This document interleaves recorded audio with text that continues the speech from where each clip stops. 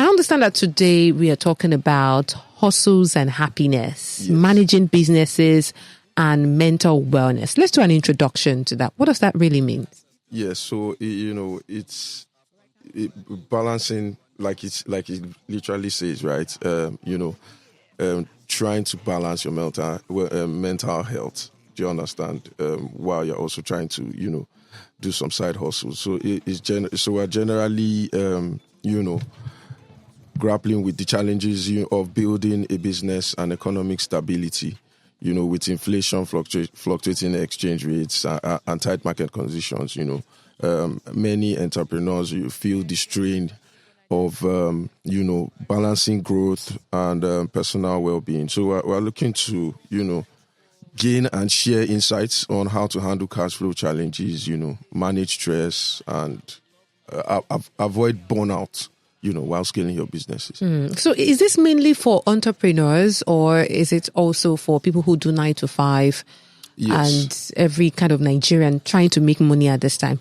I think it's an all-rounder, but, it's just generally being able to balance your mental health, against the money chase, the rat race, So it applies to both sides of the fence, really, because, being an entrepreneur doesn't mean it's easier than juggling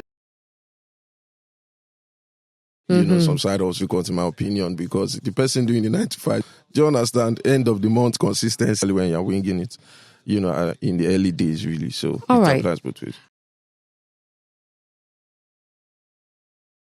All right, thank you very much for that. Yeah. I think in the corporate world, this is called work-life balance. Exactly. But then there's a new name for it, hustles and happiness. Courtesy of us. Hustles and happiness. The hustle, even when you're doing 9 to 5, it's a hustle. Exactly. Exactly. It is exactly.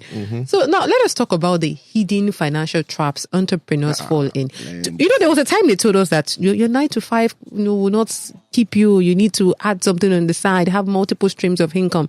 Then you see people, they quit their jobs, they go into business and they don't know that running a business comes with its own stress and traps. So what are some of these hidden financial traps entrepreneurs fall into, especially in a volatile economy like Nigeria's? Great question. And I think I would start by saying that a number of entrepreneurs who go out and start their businesses, they have great ideas. But the one thing they tend not to think through is, what's the structure of the business? How do you ensure that where you're going to, you already know what you're looking to, and putting those structures in place. But, the thing about it is that many entrepreneurs tend to find out they are the CEO, they are the chief marketing officer, they are the chief operating officer, they are the chief financial officer.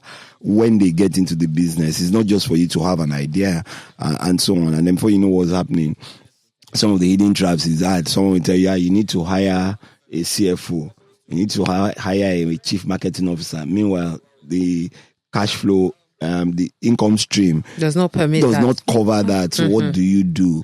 The other thing that they tend to miss, in my own opinion, is many of them just look at the business like themselves, rather than thinking about it and saying, okay, I am an employee of this business and I'll pay myself a salary. So any cash that comes in that day, at the end of the day, it's okay, it's 200K, let me bank 150K, 50K.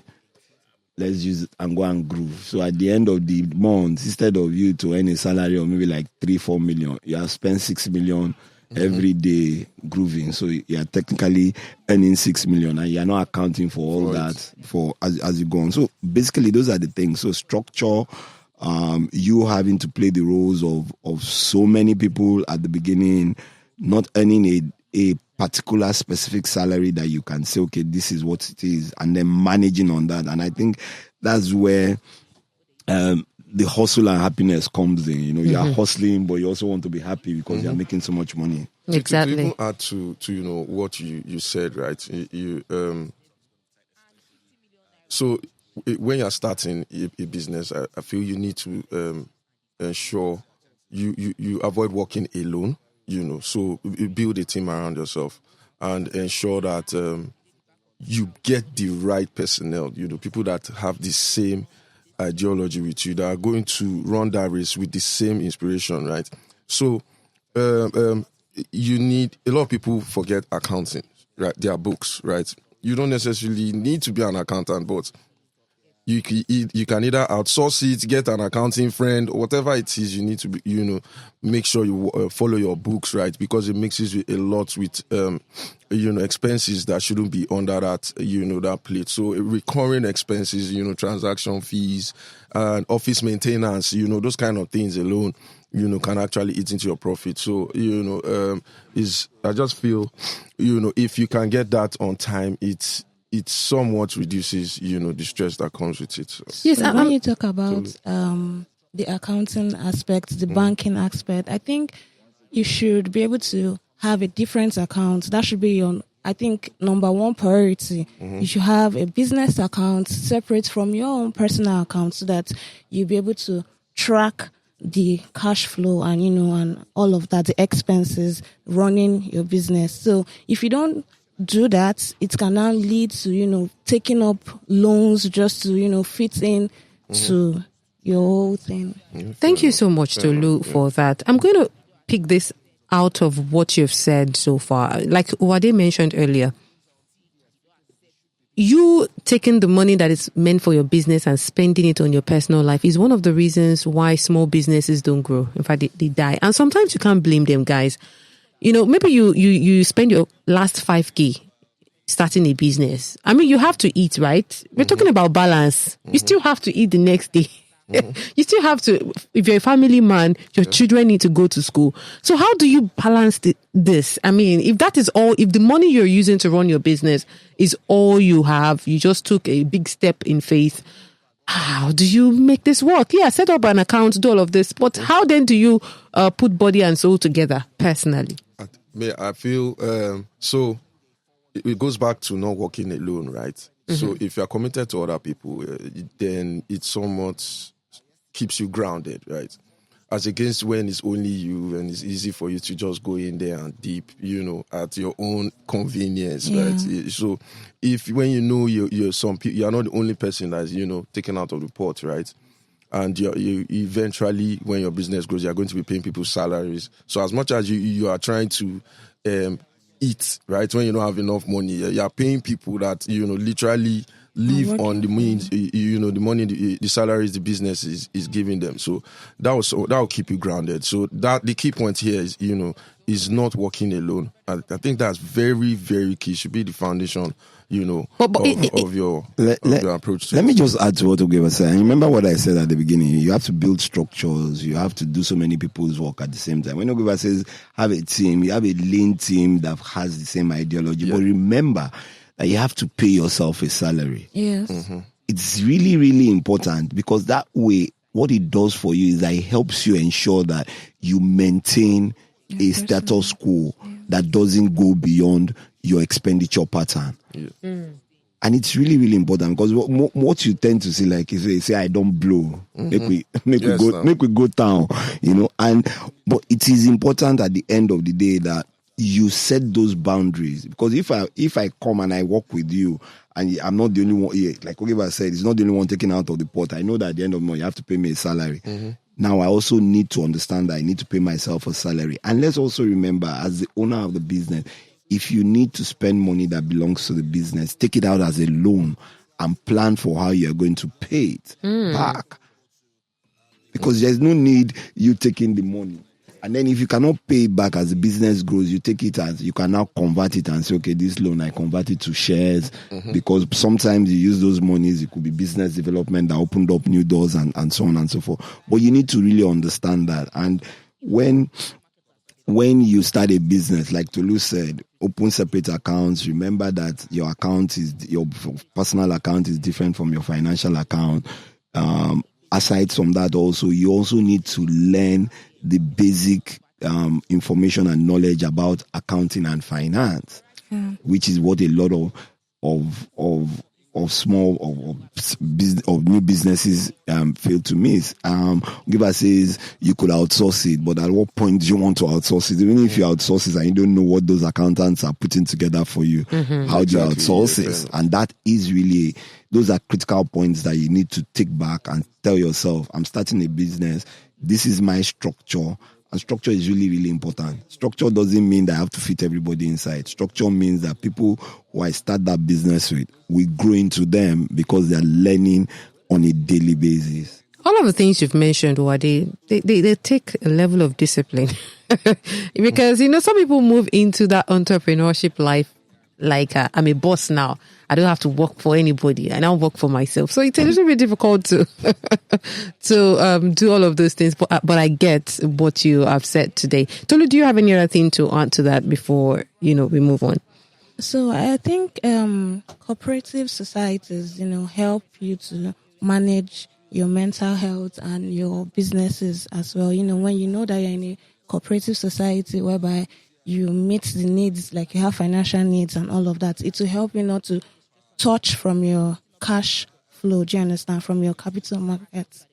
So you're talking about having other sources of meeting your personal immediate need so that you won't overly rely on your business. Is that what you're talking about? Yes, that's as well. So you have to learn other skills and, sell higher things. So what's like topping the market list, you know how you can convert that into more streams of income.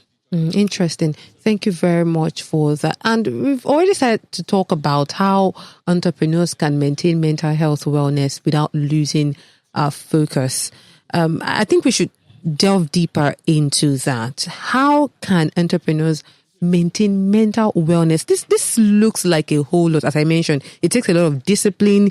It can feel like you are doing a lot, especially in the early stage of your business. I mean, that urge to hold back. I want to buy this. I want to do this. This is why I'm even doing entrepreneurship. I can't even seem to pay myself as much as I need right now. How do you balance all of that? You can go.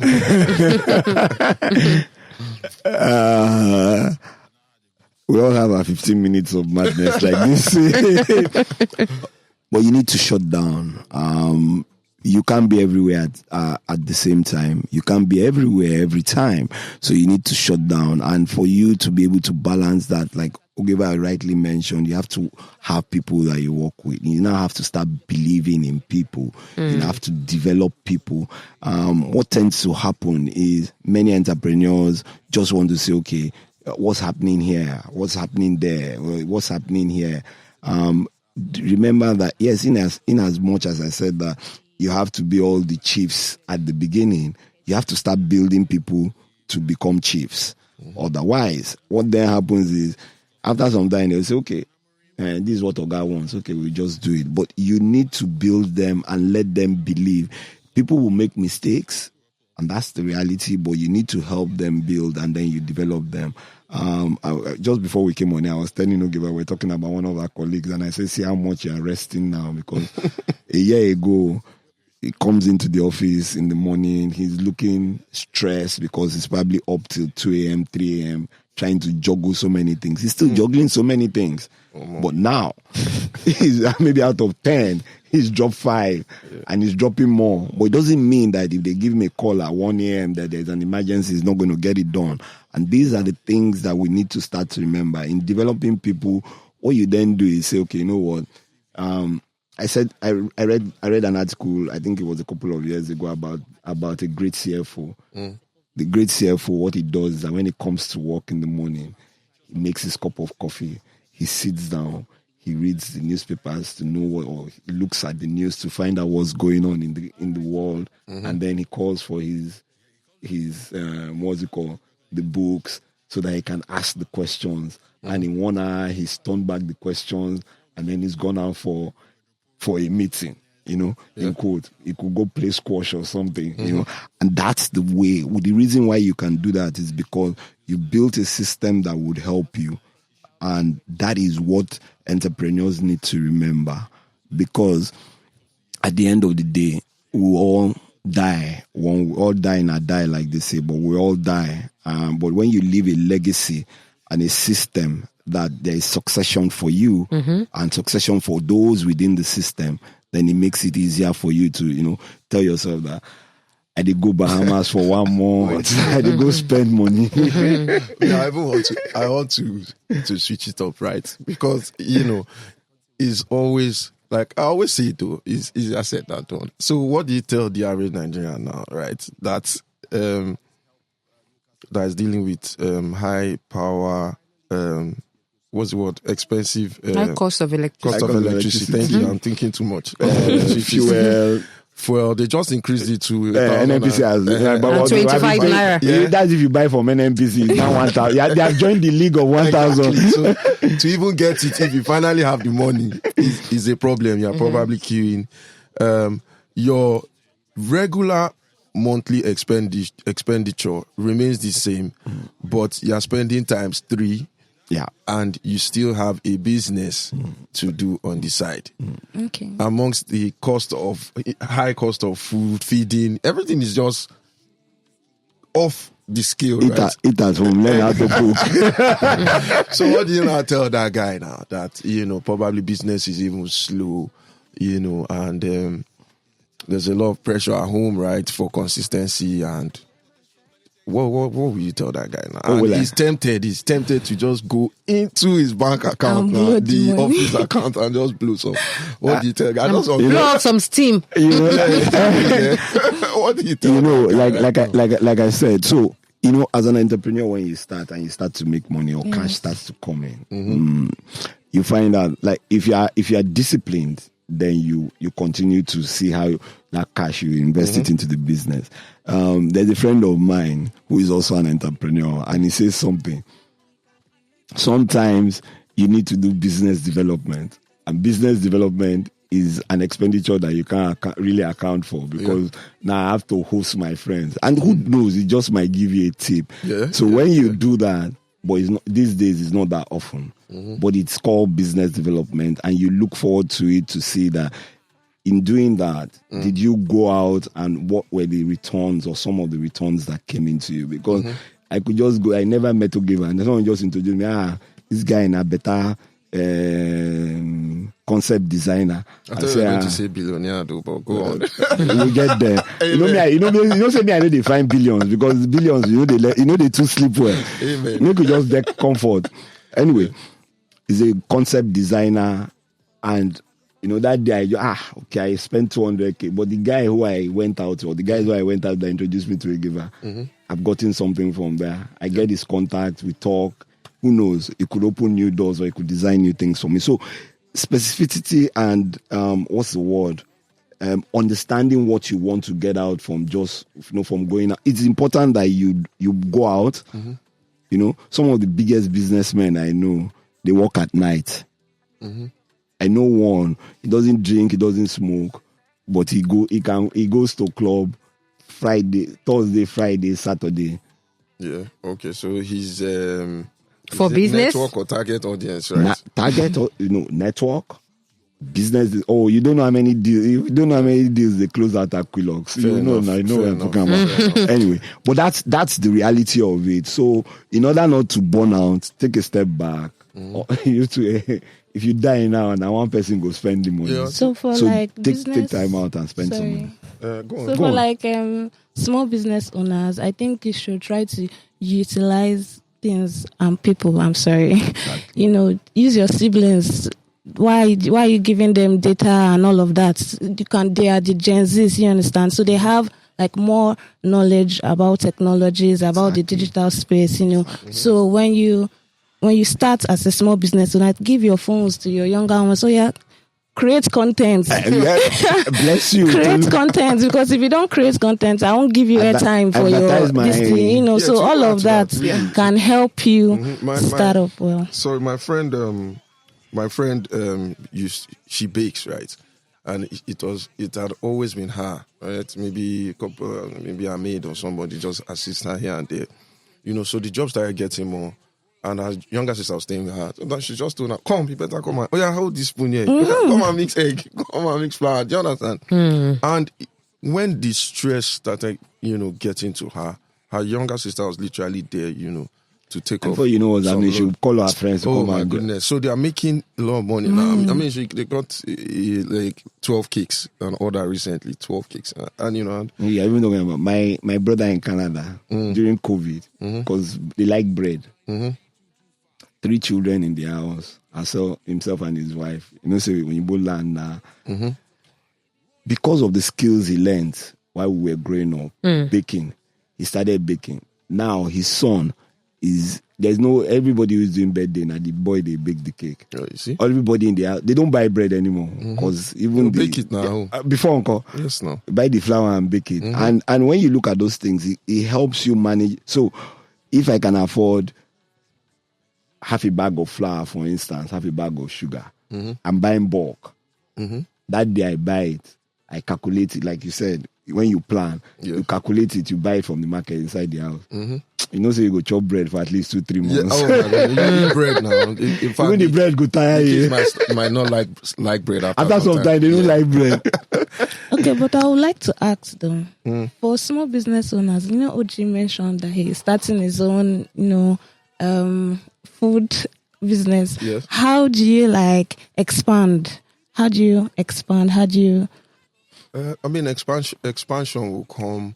The business will tell for itself. I mean, you will know when you are capable of expanding, right? So, but generally, still at this stage, we are still working with our plan. Do you understand? We're still building the brand, right? And obviously, we've done the whole accounting. We've signed our contracts. You know, we've branded the business and all that. So we're at this point. Our strategy is to provide our services in different locations at different times. So we don't even have our own spot right now at the moment. But expansion comes when the business is stable. Yeah. Yeah.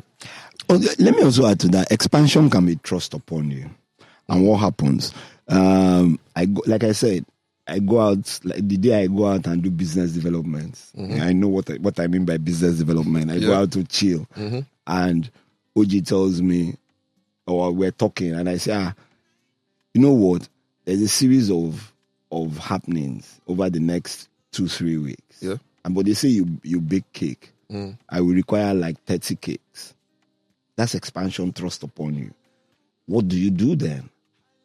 Like you said, yes, are you stable? So what you usually do is, okay, for me to be able to do this, the guy has to. But the thing about it is that if you are disciplined, like Olalowa said, it takes a lot of discipline. If you are disciplined, what then happens is that the monies will come, you buy in bulk, you start to prepare for those things, and then the expansion comes. Because one of the biggest way that small businesses expand is by word of mouth.